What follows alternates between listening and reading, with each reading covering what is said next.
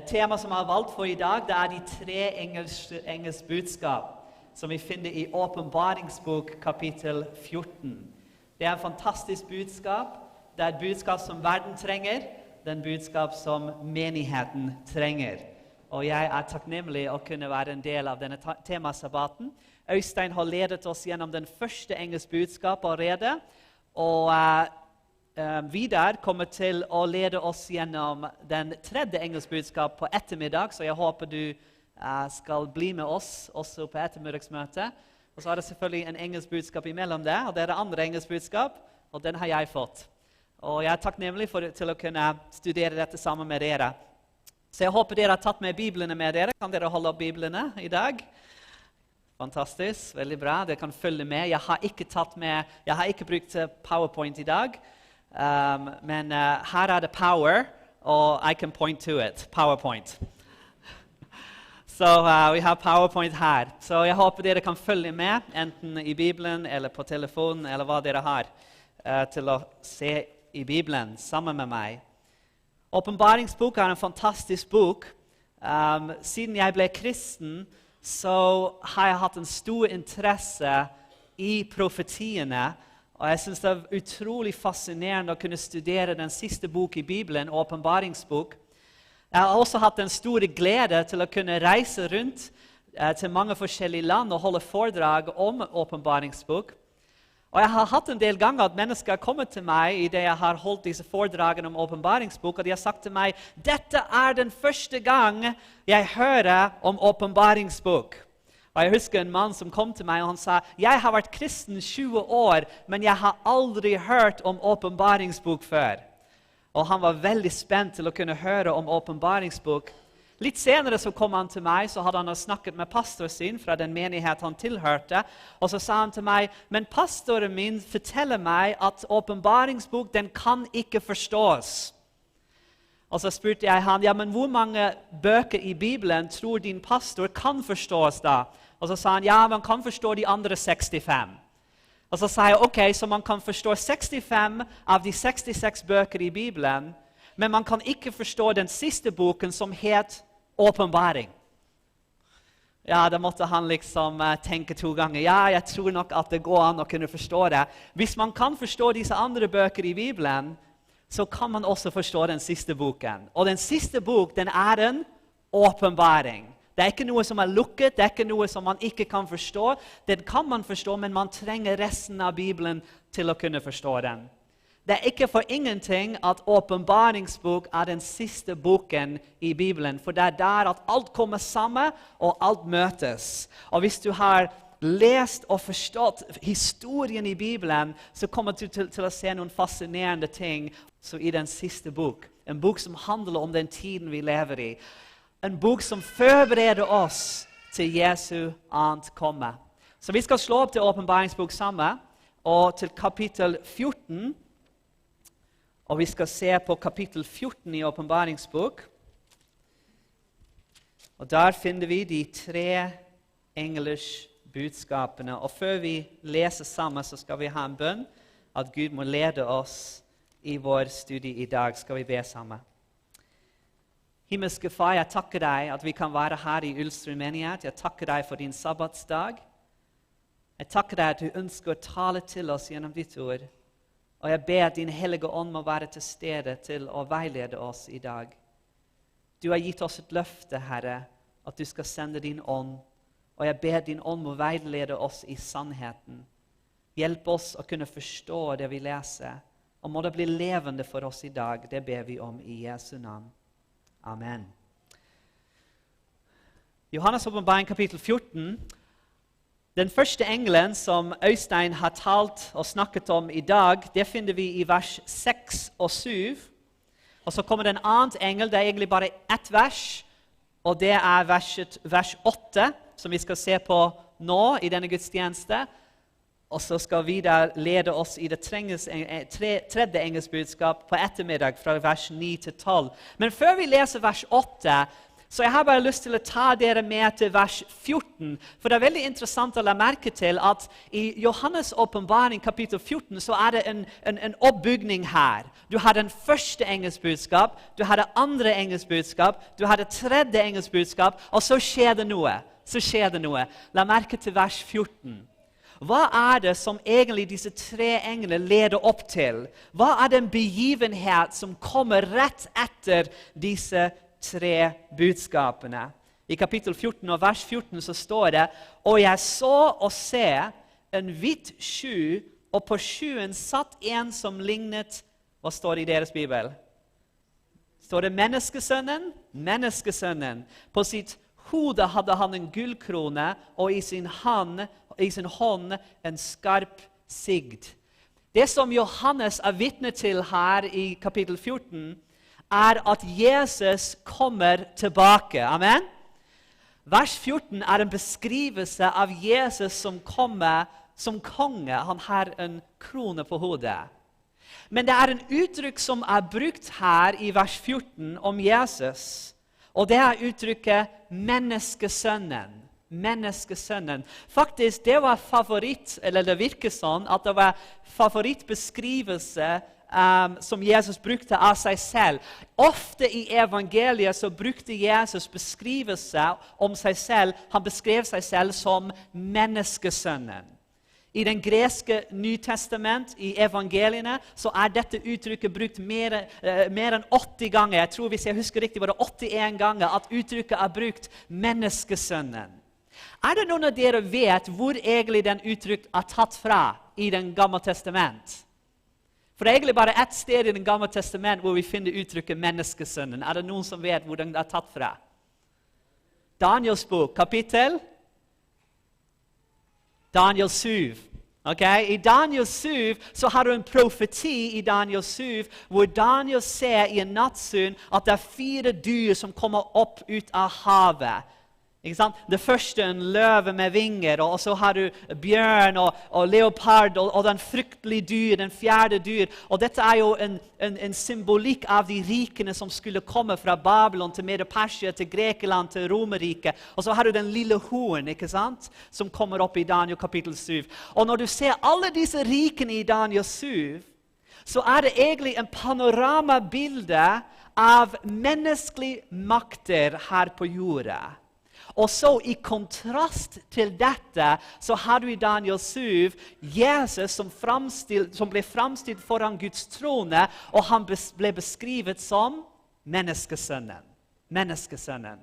Og så når Jesus kommer her på jorda, og du leser i evangeliene, så velger han veldig ofte å bruke akkurat det uttrykket til å beskrive seg selv. Jeg er menneskesønnen. Husker dere fra Daniels bok, hvordan alle disse rikene har kommet fra Babylon til Medo-Persia, til Grekeland, til Romerriket, men jeg kommer til å representere, jeg kommer til å introdusere en annet rike. Jeg er menneskesønnen.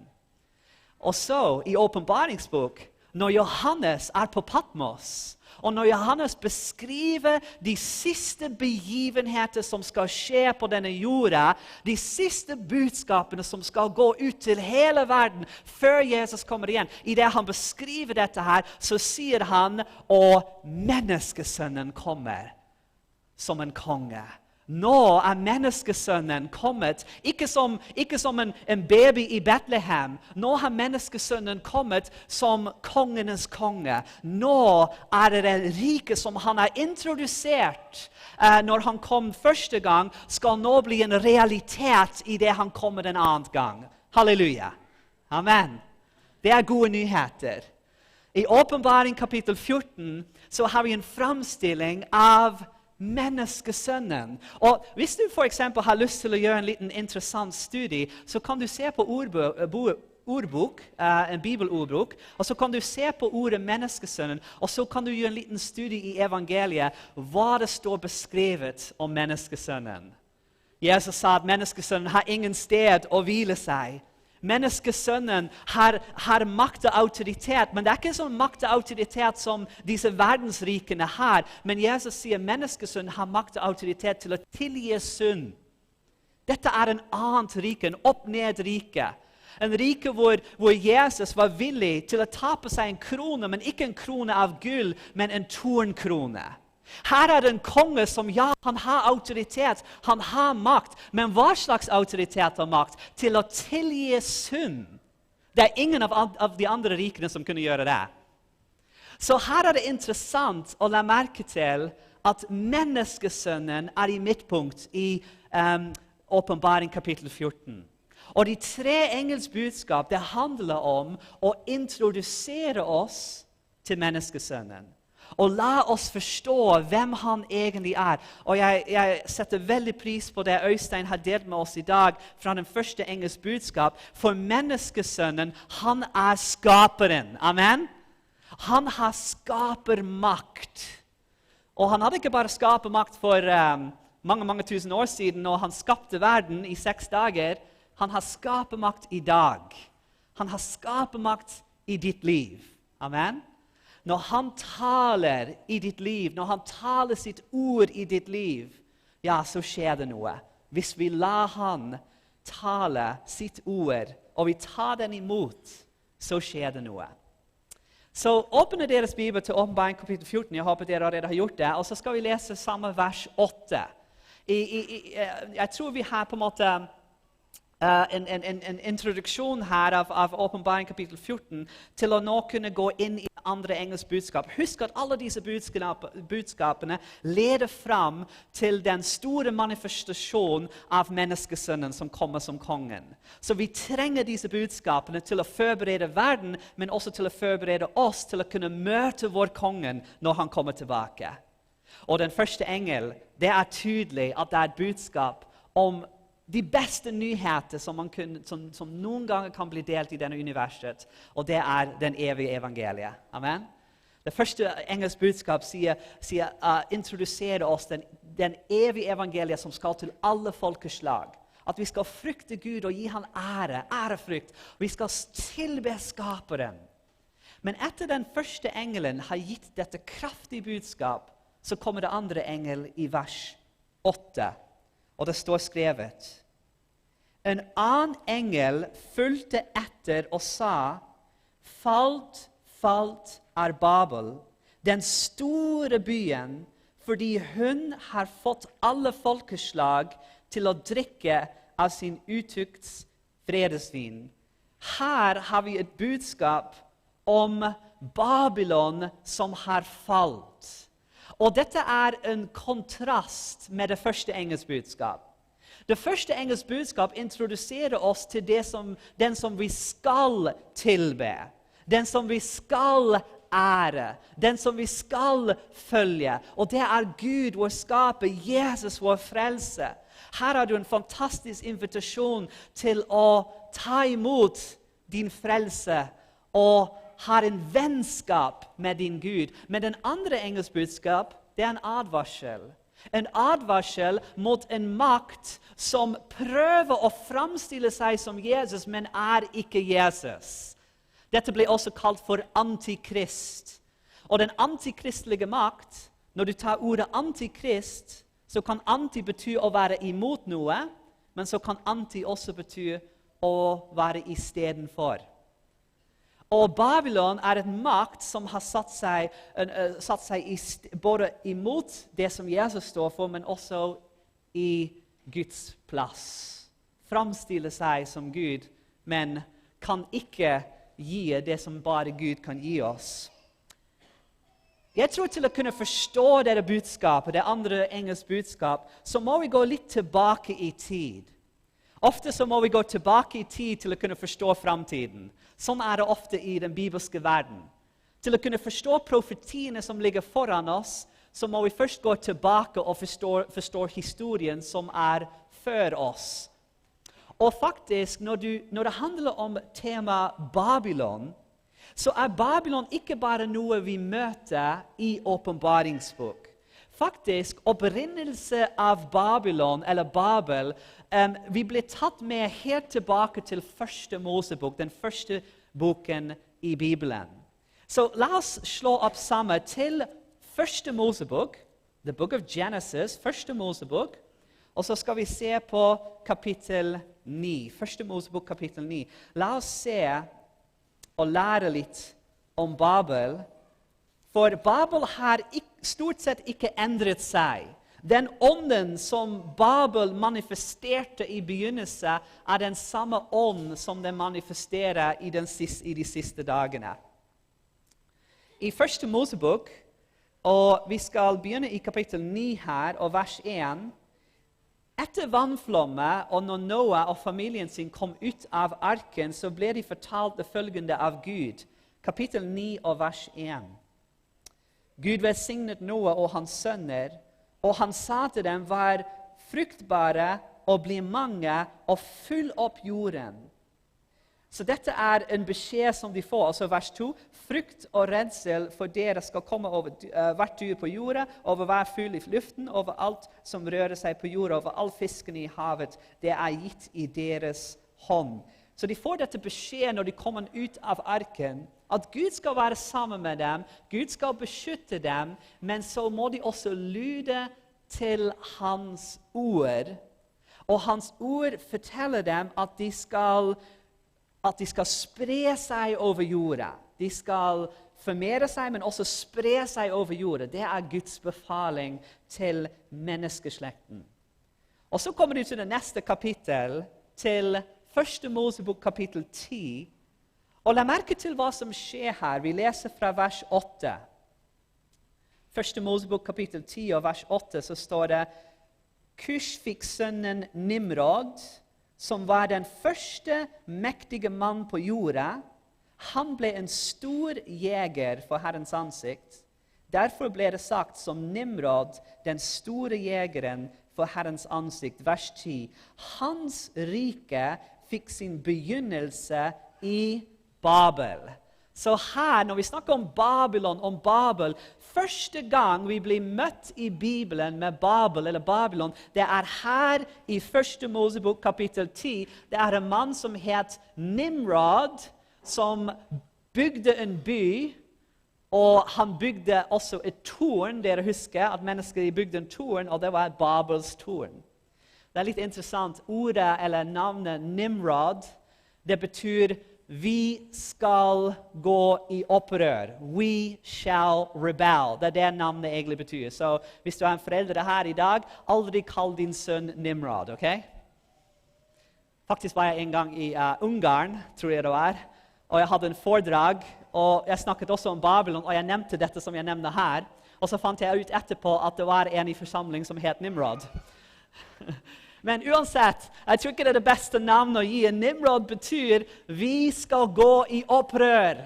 Og det var det som de gjorde. De gikk i opprør. Hva gikk de i opprør imot? Imot Guds ord.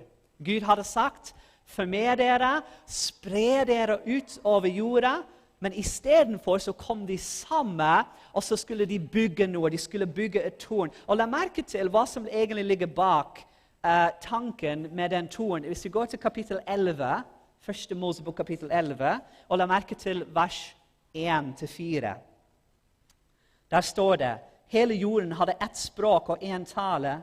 Det skjedde da at de var på reise fra øst, at de fant en slette i Sinailandet og slo seg ned der. Så sa de til hverandre, kom, la oss lage teglstein og brenne dem godt. De brukte tegl som stein, og de brukte jordbekk som mørtel. Og så sa de, kom, la oss bygge oss en by og et tårn som rekker helt opp til himmelen. La merke til det uttrykket. Helt opp til hvor? Himmelen. La oss gjøre oss selv et navn, så vi ikke blir spredt ut over hele jordens overflate. Så det de ønsker er å bygge seg selv et navn. De vil bli kjent. De vil ikke bygge Guds navn, de vil bygge sitt eget navn. Og de skal bygge et tårn som begynner her på jorda, men den skal gå helt opp til himmelen. Husk at dette er ikke lenge etter vannflommen. Og det må være noen tankegang der at kanskje det kommer igjen. Og Gud hadde jo lovt at det ikke skulle komme en vannflom igjen. Men her er de i rebellion. De er i opprør imot Gud og hans vei. Og de sier, vet du hva? Hvis det kommer en vannflom, så skal vi i hvert fall gjøre at vi er trygge. Vi skal bygge et tårn som rekker helt fram til himmelen. Vi skal i hvert fall være sikre og trygge. Og det som er litt interessant er at egentlig er dette en eksempel på salvation by works, som vi sier på engelsk. Frelse ved gjerning. Fordi de vil komme til himmelen, men de vil gjøre det på sin egen måte. Ikke sant? De vil komme til himmelen, men ikke på den måte som Gud ønsker, men de skal bygge seg et tårn, de skal bygge sin egen vei til himmelen. Og dette er jo egentlig som ligger til grunn i Babylons ånd. Hva er egentlig Babylon? Babylon er en religiøs bevegelse som ønsker å komme til himmelen, men ikke på Guds betingelse, ikke på Guds måte. De skal gjøre det på sin egen måte. Vi skal komme til himmelen, vi skal bygge et tårn helt opp til himmelen. Er det ikke interessant at den bibelske historie, den begynner med en eksempel av mennesker som ønsker å komme til himmelen på sin egen måte, og så faktisk avslutter det på en litt likt måte, for i åpenbaringsbok og den siste kamp som skjer etter de 1000 år, etter den nye Jerusalem har kommet ned på denne jorda, så leser man om den andre oppstandelse, og djevelen som da omringer denne byen sammen med de som har nå stått opp, og de omringer byen Jerusalem, og hva ønsker de? De ønsker å komme inn i Jerusalem. Men de kunne ha vært der ved tro. Amen. De kunne ha vært der ved å legge sin tillit til Guds ord og stole på Jesus. Jesus er veien til himmelen. Jesus er veien inn i det nye Jerusalem. Men her står de utenfor det nye Jerusalem, og nå ønsker de å komme inn, ikke gjennom Jesus, men gjennom sin egen kraft. Og så har man helt i begynnelsen av den bibelske historie en eksempel av frelse ved gjerninger, to the extreme, we could say. Og så har man helt i slutten av den bibelske historie en annet eksempel av frelse ved gjerninger på en helt ekstrem måte. Vi skal bygge et tårn til himmelen. Vi skal komme inn i det nye Jerusalem. Men de ønsker ikke å ta imot Guds råd og overlate seg selv til Jesus, for han er den eneste vei man kan komme til himmelen. Amen? Han er den eneste vei til å komme inn i det nye Jerusalem. Det står her i 1. Mosebok kapittel 11 at de bygger et tårn, og de ønsker å bygge seg selv et navn. Men så er det slik at vi kjenner historien. Gud, han ser det som skjer, og han forvirrer språkene, og derfor er det så vanskelig i dag. Jeg har vært i så mange land som jeg har tenkt, hvordan det hadde vært så mye lettere hvis alle kunne bare forstå et språk. Men dette har skjedd her på grunn av at de ville bygge dette tårn her, og nå klarte de ikke å fullføre det lenger, og så måtte reise fra hverandre. Språkene blir forvirret. Og så etter det, når man kommer da til 1. Mosebok kapittel 12, så er det at Gud kaller på noen. Og egentlig, når du studerer 1. Mosebok, så er det litt interessant, for det er 50 kapitler i 1. Mosebok, og de første 11 kapitler, hvis du ser kronologisk på det, vet du hvor mange år vi faktisk her snakker om i de første 11 kapitlene? Så snakker vi om 2000 år. 11 kapitler, 2000 år. Og så kommer man til kapittel 12, og så blir vi introdusert til Abraham.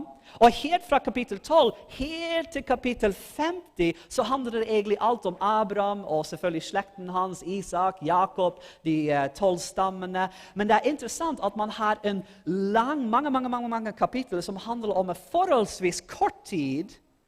Og det er om på en måte Første Mosebok vil ta oss med til denne historien.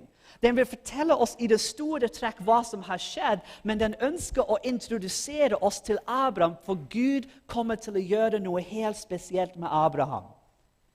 Men det som er av interesse for oss i dag, i det vi betrakter den andre engelsk budskap, hva er det den andre engelsk budskapet handler om? Babylon er falt.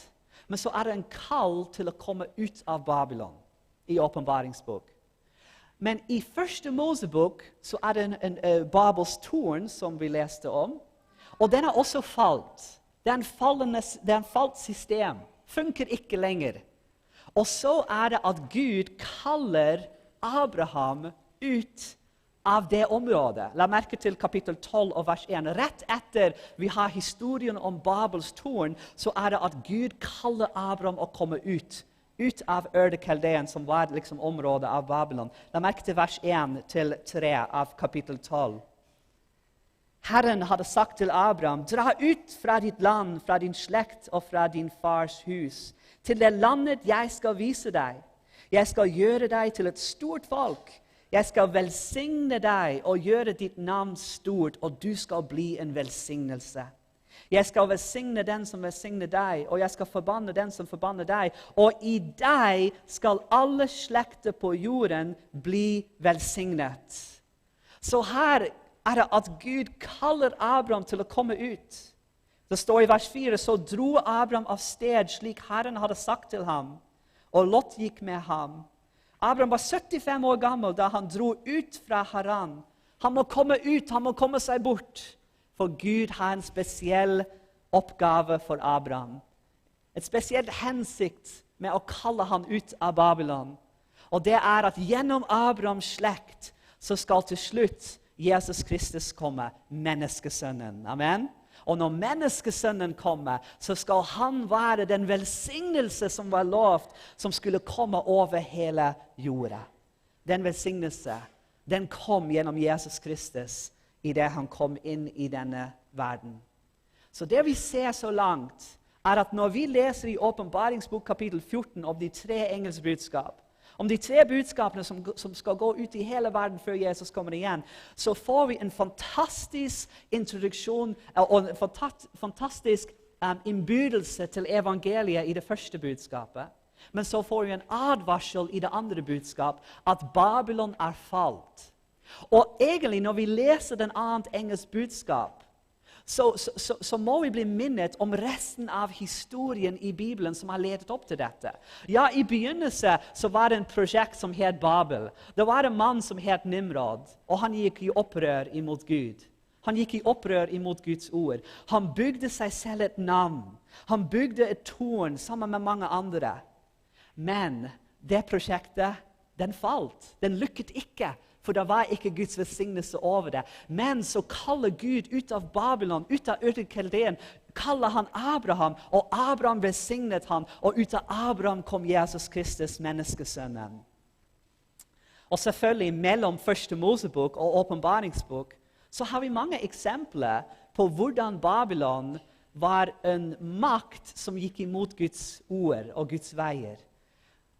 Faktisk, den tvillingbok til åpenbaringsbok, det Daniels bok i Det gamle testament.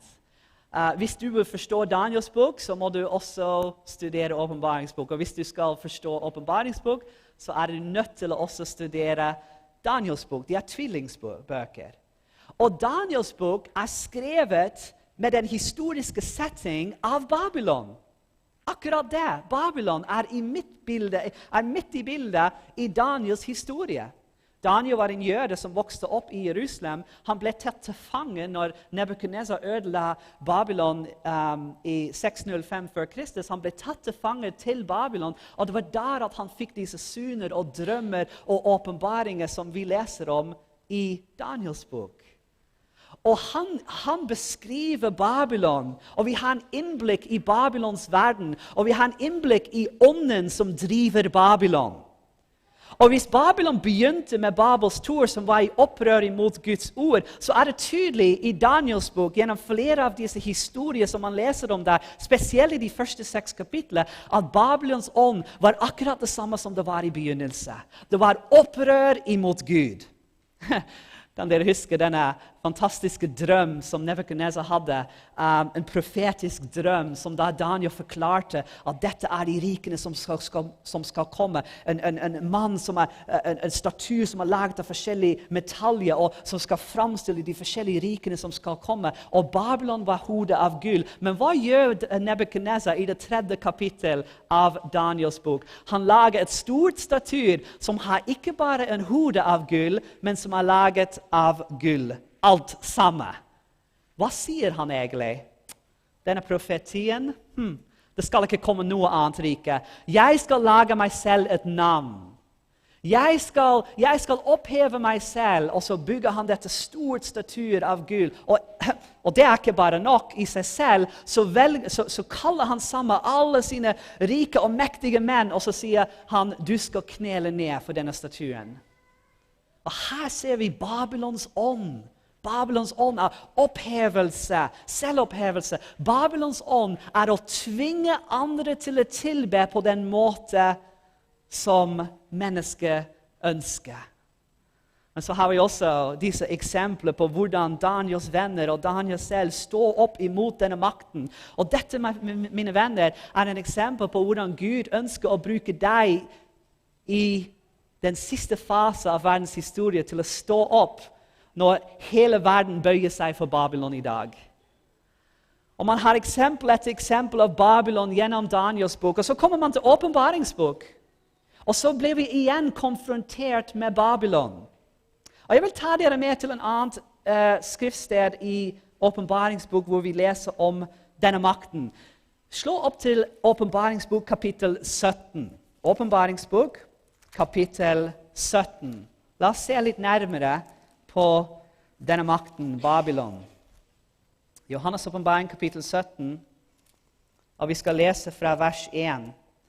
Og det en prinsipp i bibelprofetien, og dette en prinsipp som vi kaller for gjentagelse og forstørrelse. Noe blir gjentatt, og noe blir utdypet. Ikke sant? Og alle dere som lærere, dere vet hvordan det når du underviser, så det veldig viktig at man gjentar noen ting, og så at du utdyper disse tingene. Og så det også med bibelprofetien. Vi får en profeti, og så får vi en annen profeti som på en måte gjentar noe det samme som den første profeti har åpenbart, men så får man enda mer detaljer.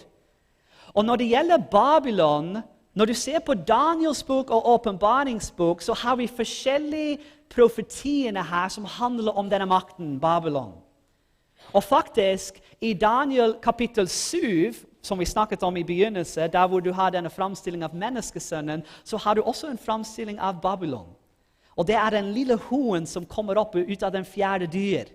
Den som skulle ønske å endre tider og lover. Den som skulle gå imot de hellige.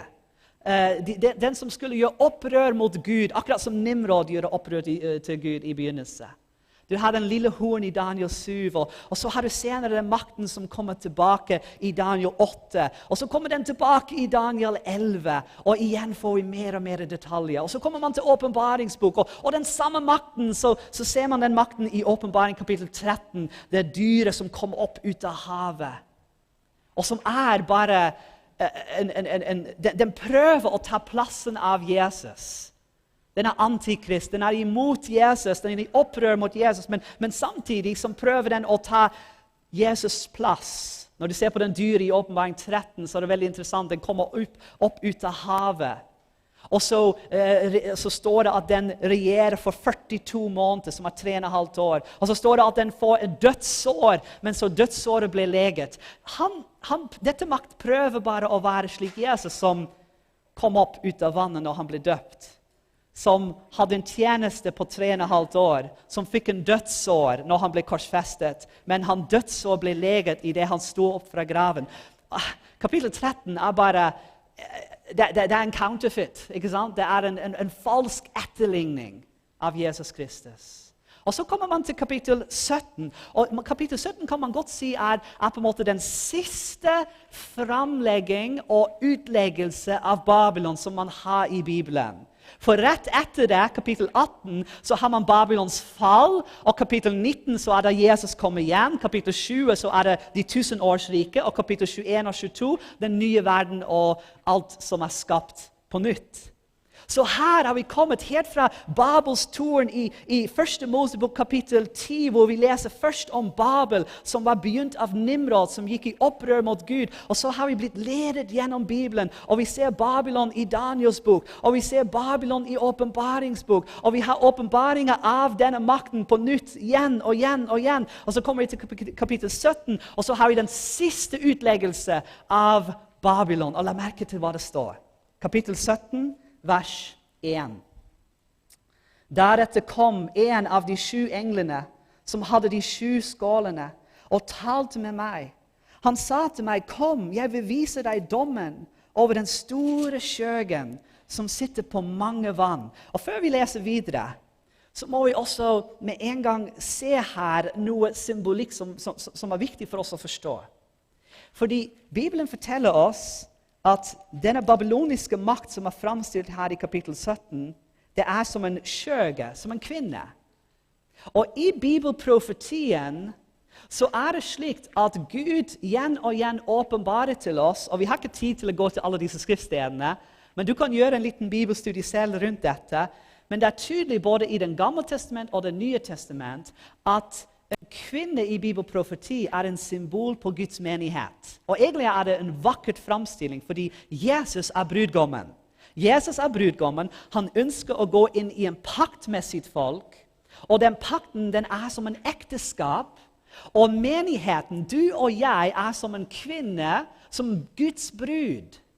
Og Gud har faktisk en brud i åpenbaringsbok. Er det noen av dere vet i hvilket kapittel Guds brud er framstilt i åpenbaringsbok? Er det noen som vet det? Åpenbaring kapittel 12.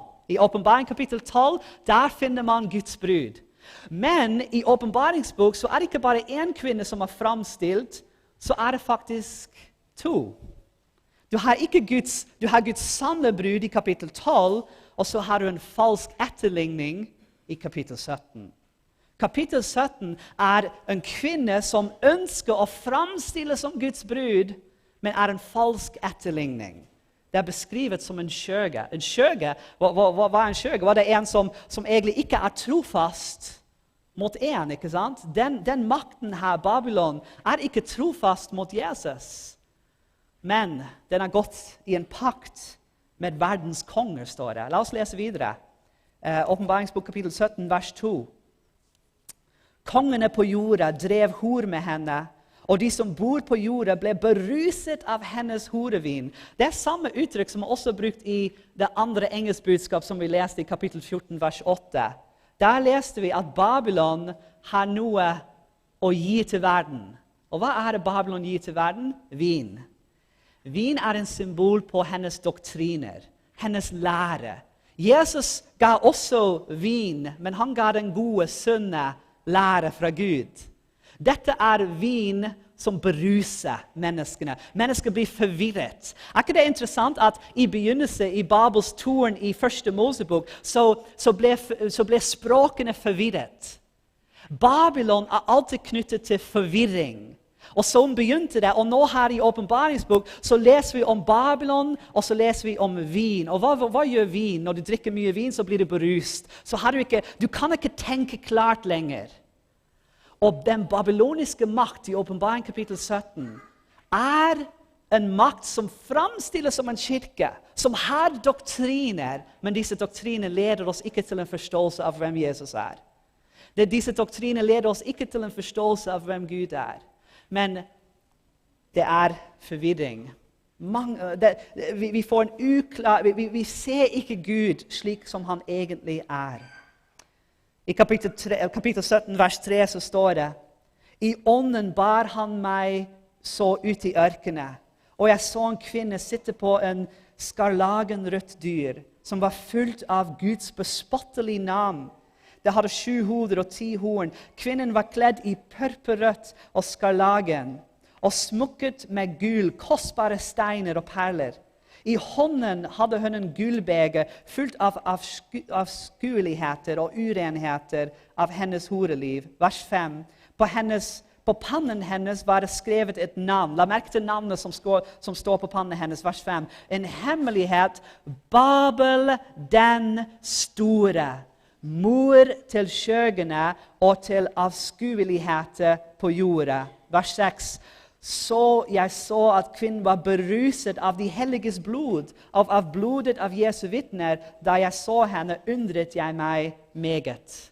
Her er det at Johannes på øyen Patmos får en åpenbaring av Babylon og den makten Babylon, som er framstilt som en skjøge, og på pannet hennes står det Babylon den store.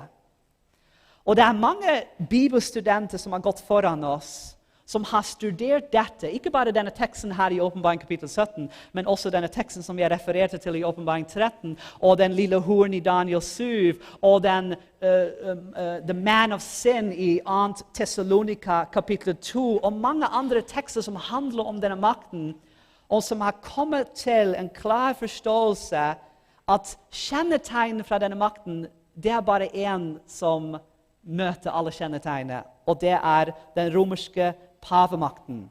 Faktisk er det bibelstudenter som vi kjenner til fra reformasjonen, som Wycliffe, Tyndale, Cranmer, John Bunyan, Sir Isaac Newton, George Whitefield, Jonathan Edwards, og til og med Charles Spurgeon, som har identifisert pavemakten som den store antikrist.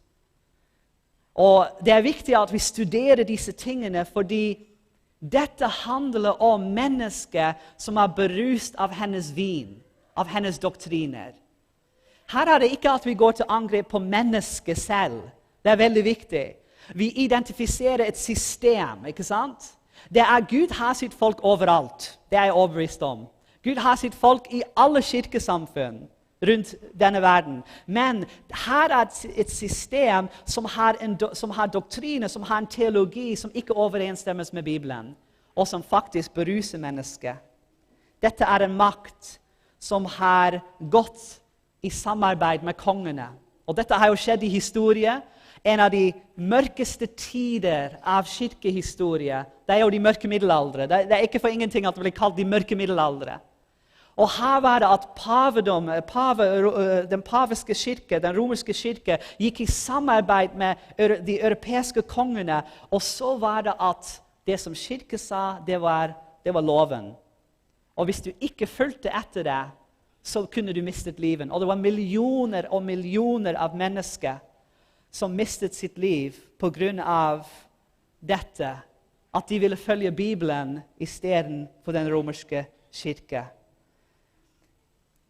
I Åpenbaring kapittel 17 så blir denne makten kalt i vers 5 som, jeg leser det på nytt her, i vers 5 så står det, på pannen hennes var det navn skrevet, en hemmelighet, Babel den store, og la merke til det neste frase her, mor til skjøgene. Mor til skjøgene. Med andre ord, dette er et system som har satt seg i en posisjon hvor den også influerer andre systemer. Mor av skjøgen, den har infiltrert og vil påvirke andre kirkesamfunn. Og derfor er det interessant å la merke til at i den tid som vi lever i, så er det faktisk et ønske av mange kristne å komme sammen. Det er en økumenisk bevegelse som er på gang til å få oss til å jobbe sammen. Og selvfølgelig, enhet er fantastisk, men det må være en enhet som er bygd på Guds ord. Amen? Og hvis det er en enhet som er bare for å få en enhet, uten at det er begrunnelse på noe, så er det at Bibelen advarer mot dette. For vi har en kall, du og jeg, vi har alle en kall, og det er å være verdens lys. Vår kall er å representere Jesus Kristus. Og når vi representerer den sanne evangeliet, så skal den sanne evangeliet dra mennesket ut av Babylon, akkurat som Abraham kom ut av Babylon. Vi skal hjelpe andre til å kunne se Guds bilde slik som den er. For jeg tror at Gud har sitt folk i alle kirkesamfunn. Men Gud har gitt et unikt og spesielt kall til den adventistbevegelse for å kunne gi den sanne vin, den sanne doktrine. Og jeg har hatt en glede av å kunne holde mange evangeliske møteserier rundt omkring. Jeg kom faktisk akkurat tilbake fra Statene nå i september, og jeg hadde for 3-4 uker så hadde jeg møte i Oregon State.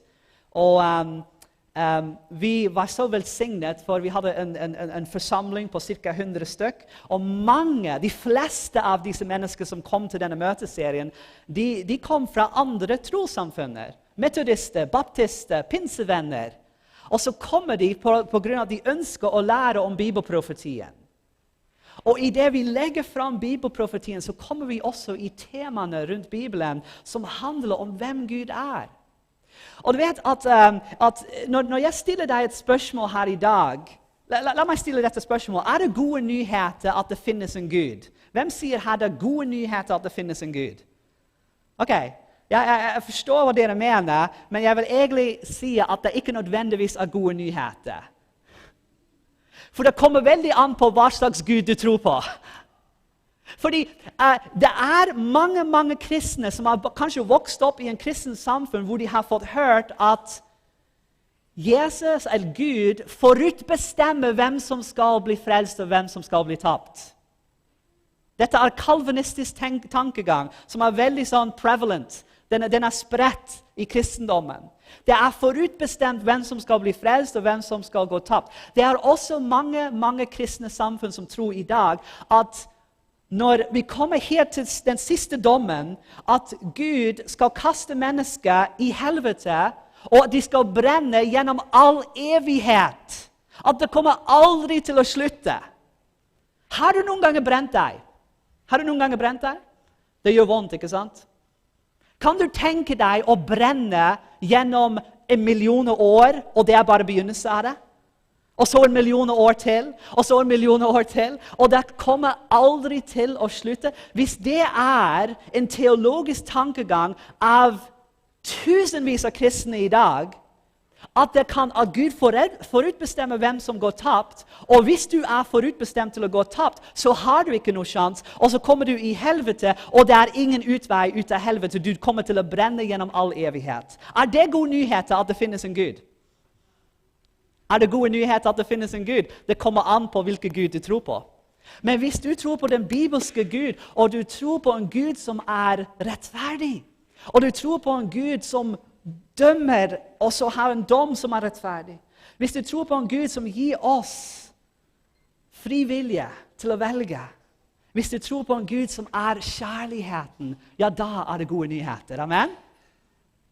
Og derfor har vi en kall som adventister. Vi har en kall til å forkynne evangeliet og kalle mennesker ut av denne forvirring som vi finner i denne verden i dag. Jeg kan si deg, hvis det noe som gir sann glede i livet, så det å se menneskene som kristne, som elsker Gud, men har en feil forståelse av hans karakter. Og når de begynner å se hvem han egentlig og ta et steg nærmere han, det finnes ikke noe mer glede enn det. Og jeg husker når jeg hadde denne talen i USA om helvete, og mennesker kom til meg etterpå, og de sa, de kunne ikke takke meg nok for at jeg viste fra Bibelen at denne tradisjonelle forståelse av en evig helvete, den holder ikke bibelsk sett. Og det var andre som kom til meg og de takket meg for at jeg introduserte dem til den sanne hviledag, som den 7. dag, og at de ikke lenger trengte å følge menneskelige tradisjoner. Venner, vi har en fantastisk budskap. Amen? Og vi har fått en kall fra Gud til å forkynne denne budskap, sånn at mennesker kan komme ut av forvirring, sånn at de kan se Gud for hvem han egentlig Jeg har lyst til å avslutte i åpenbaringsbok kapittel 18, og la merke til Johannes åpenbaring kapittel 18, og hvordan Gud ønsker å lyse opp verden i denne tid som vi lever i. Johannes åpenbaring kapittel 18. Etter man leser om den skjøgen, etter man leser om Babylon, så står det i kapittel 18, og fra vers 1 til 4, så står det: Etter dette så jeg en annen engel som kom ned fra himmelen. Han hadde stor makt, og jorden ble opplyst av hans herlighet. Og hans herlighet, venner, det hans karakter. Og verden trenger å bli opplyst om hvem Gud er. Amen? Verden trenger å vite hans karakter. Vers 2. Han ropte kraftig med høy røst og sa, falt, falt av den store Babel. Hun har blitt et bosted for dæmoner, en fengsel for hver uren ånd, og et bu for hver uren og forhattfull. For alle folkeslagene har drukket av hennes horelivs vredesvin. Kongene på jorda har drevet hor med henne, og kjøpmennene på jorda har blitt rike ved overfloden av hennes luksus. Og dette skjer rett foran øynene våre. Men så kommer vers 4, og her er en kall til deg og meg. Og så står det, jeg hørte en annen røst fra himmelen som sa, kom ut fra henne, mitt folk, for at dere ikke skal bli delaktig i hennes synder, og for at dere ikke skal få noen av hennes plager. Venner, det er det røsten som du trenger å gi til verden. Amen? Det er den røsten som vi er kalt til å gi. Kom ut av henne. Ikke ta del i denne forvirring som Babylon er. Kom inn i lyset. Se evangeliet. Se Jesus og hva han har gjort for deg. Forstå Guds karakter og hvil i glede i han. Halleluja. Amen. Jeg ber at det må være en kall til oss alle i dag. At den andre engels budskap kan bli en realitet. At vi kan være modige nok til å gi en kall. Og vi trenger å be at Gud gir oss frimodighet. For det er ikke en populær budskap. Det er ikke politisk korrekt å forkynne de 3 englebudskapene. Det er mange ting som jobber imot oss. Det er en samfunn som ikke vil høre dette, men du og jeg har fått en kall. Og det er en kall som kommer ikke fra mennesker, det kommer fra Gud. Og hvis vi er trofast mot den kall, så kommer vi til å ha stor glede i det mange hører Guds røst. Amen.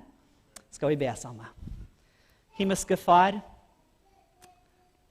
jeg vil takke deg for den andre engels budskap.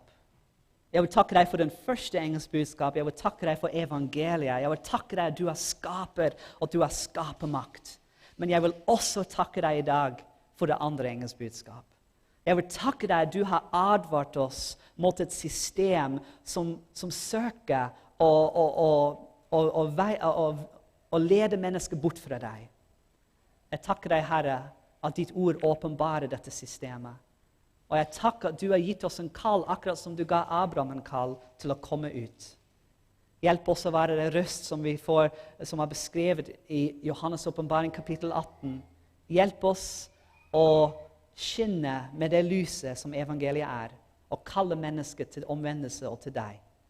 Takk, Herre, at du har gitt oss et fantastisk håp. Takk at du snart kommer igjen. Takk at vi kan se ansikt til ansikt vår frelse, vår venn, menneskesønnen.